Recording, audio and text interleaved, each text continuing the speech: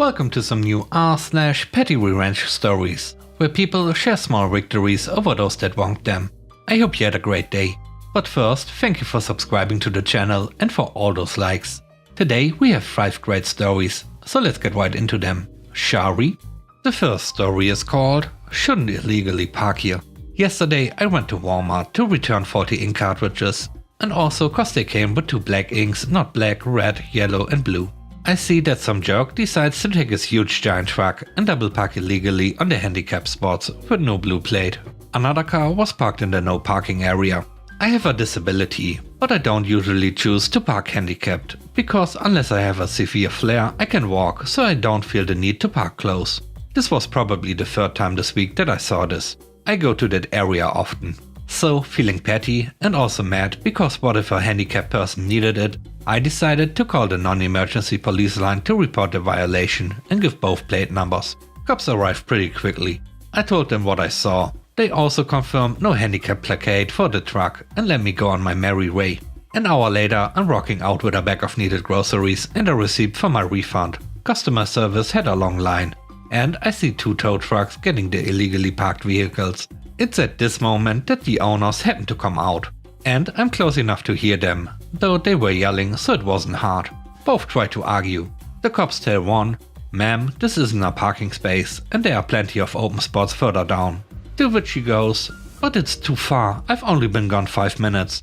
The guy in the truck also says he was gone for 5 minutes and the other officer is like, "That's funny, cause we got this report an hour ago." Oh, and sir, as she gestures to the irate truck owner, "Do you have a handicap permit? I will let you off with a warning."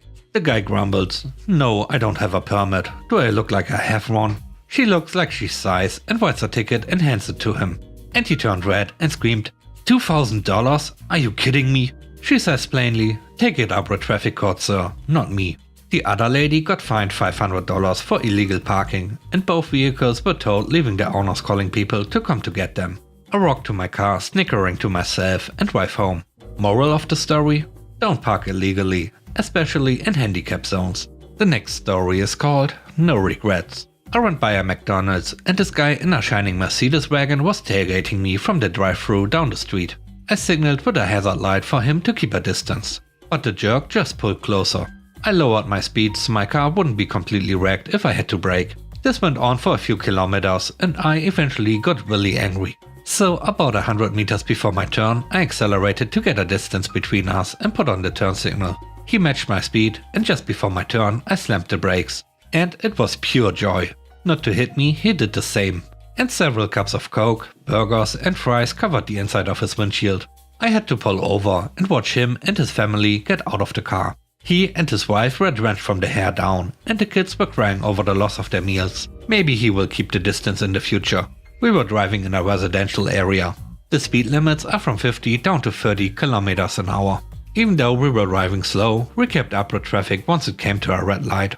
I didn't slow anybody down. If I pulled over, I would break my rims on the curve. He had the opportunity to overtake me several times, but didn't. This week it's the national autumn holiday. Schools are closed and kids are running everywhere.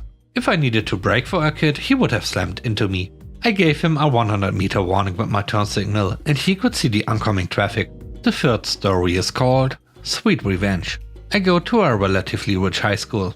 The fancy kind where professionals learn and all that kind of stuff. And because of that, most of the students get good grades. But because of this, some kids think they are just better than others. Especially the main villain of our story, let's call him Kevin.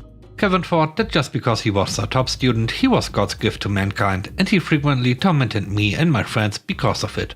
His parents never believed the bullying accusations and the teachers didn't really care, so he always got away with it with no trouble. That was until recently. You see, my mother had bought electric toothbrushes for the both of us, and with that order came a few other things. One of these things was a bag of pills. They were basically meant to be toothpaste, but we didn't use them that much. All you had to do to use them was put one in your mouth, break it and use some water. And boom, you get a similar effect to toothpaste. However, the pill has an awful taste if you don't use water or just try to eat it. I think you can see where this is going. I took 2 pills and put them in some sweets I have in my backpack. I carry some with me for when I'm bored or just need a quick energy boost. And I waited for my plan to go into action. For a few days I was just sitting in my seat and eating some sweets, waiting for Kevin to strike, but he didn't. Until yesterday, that is. Yesterday he barged into the classroom filled with pride and noticed me just having a snack. He came over to me and asked in his friendliest voice if he could have some. I declined, saying that I had brought the snacks for myself and not him. This set him off, and he got close to my face, telling me that he didn't care, that he and his friends had just had a hard football training session, and that they were only looking for something nice after a hard day. I looked at him, smiled and said, "If you say so." I rummaged through my bag to find the chocolate sweet that I had filled with pills and gave it to him. He took it and marched back to his seat. When the lesson began, our teacher entered the room and started writing down who was and wasn't in the class. While she is writing that down, I hear a loud "ugh" at the back of the class. I turn to look and see Kevin coughing and holding his hand in front of his mouth, trying not to vomit. He runs out of the classroom and a few minutes later returns, sits down and says nothing for the remainder of the class. I guess revenge is pretty sweet after all. The next story is called "She Thinks She Knows Best." I have a female relative. She is of the understanding that her way is the only way to do stuff. This is usually stated gently. She is not in your face about her opinions, but it's always there under the surface. I have lived a very different lifestyle to her, and she has always looked down on me for it. I didn't buy a house once I got married, nor did I rush headfirst into having children. I divorced my first husband for reasons, and she very nicely told me she knew it wasn't going to last. But I was so stubborn she knew there was no point telling me. Anyway, fast forward and I found a lovely person and I wanted to marry again, and we did. He lives abroad and so I went to live with him. Ended up getting pregnant on the honeymoon. Fun times. When I was about 6 months in, I wanted to visit my family, so I did. My female relative invited me to run some errands with her and I stupidly said yes. We talked and it was mostly pleasant. She had missed me, and to be fair, I had missed her. We started talking about plans for the future. I told her that we were planning some trips after the baby was born. And then my husband had an annual business trip to a different part of the continent, about 3 months after the baby was born. And I was planning to go along with him. What came out of her mouth was the most condescending thing I had ever heard her say. She, while driving, reached over, patted my stomach and said, "Oh, you are so naive to think you could travel with a newborn." The petty revenge. My baby was born in May. The business trip was in July and I traveled home in August. I'm not usually one to take photos, I prefer to enjoy myself. But that business trip I took so many photos and posted them in our family's Facebook Messenger group. I took photos of me and the baby doing everything. My female relative then decided if I can do it, so can she. I've lived abroad for 7 years. She's made the trip once, with her children and my mom in tow. And she told me it's too hard and stressful. Now, whenever we go anywhere, my phone comes out and I snap a ray. My child is a fantastic traveler, better than me. And my mom won't stop bragging to my female relative about how brave I am and how laid back my child is while traveling. The last story is called "Fake Emergency Call." This happened circa 2001. I was a AAA tow truck driver and worked an overnight shift on a Friday. I received a call around 10 PM for a baby locked in a car with the keys inside. AAA policy is to attend to these types of lockout emergency calls before any other calls that may be waiting. I sped down the highway as fast as my truck could take me and reached the location, which was a local mall. I found a car that was parked in a far corner of the parking lot alongside another car. There were about half a dozen people hanging around. I jumped out of the truck, identified the owner and asked him if this was his vehicle. "Yup, sure is." "Okay, great, let me see what I can do." I tried to peer into the windows, which were heavily tinted.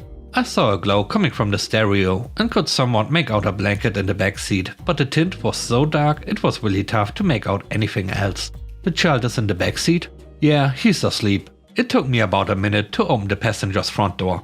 As soon as the locking mechanism clicked, the owner of the vehicle reached in front of me, opened the door and reached inside to grab his keys off the passenger's seat and a six-pack of beer off the floor. He stepped back and let out a little chuckle.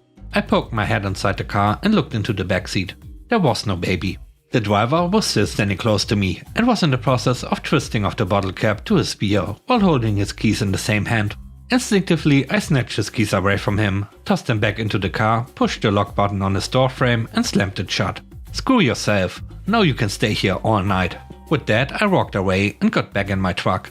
No one said a word to me, and the driver stood there dumbfounded, holding his beer to his chest as I drove away.